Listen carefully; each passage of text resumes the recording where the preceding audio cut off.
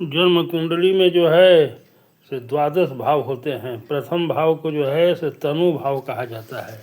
इससे जो है से शरीर के जो है से विचार किया जाता है और जो है से स्वभाव का जो है सो विचार किया जाता है। मुख का जो है सो विचार किया जाता है। मुख मुद्रा रंग रूप इत्यादि का जो है सो विचार किया जाता है प्रथम भाव से।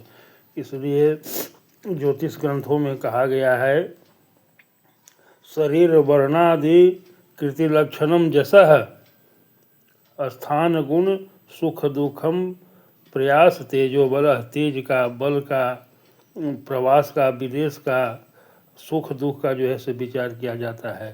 शरीर के जो है सो लक्षण स्वभाव का जो है सो विचार जो है सो प्रथम भाव से किया जाता है। द्वितीय भाव जो है से धन का विचार किया जाता है। इसीलिए द्वितीय भाव से जो है से वित्त नेत्रम सुखम विद्या वाक कुटुंब स्नानी च।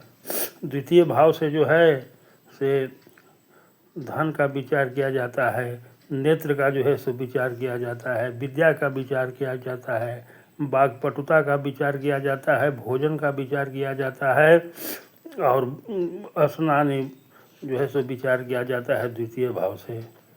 तृतीय ज्येष्ठानुज स्थिति पराक्रमम सहसा निकंठ स्वर श्रुति बराभरणम सुखाने। तृतीय भाव से जो है से बड़े भाई का विचार किया जाता है, पराक्रम का जो है सो विचार किया जाता है, साहस का विचार किया जाता है तृतीय भाव से। कंठ का, स्वर का जो है सो विचार किया जाते हैं। भरणम सुकाने जो है सो कहा गया है तृतीय भाव में। चतुर्थ भाव जो है से माता का भाव है। विद्या जन सुखानी सुगंध बंधु मनोगुण महीप पयाम क्षिति गृहाणी।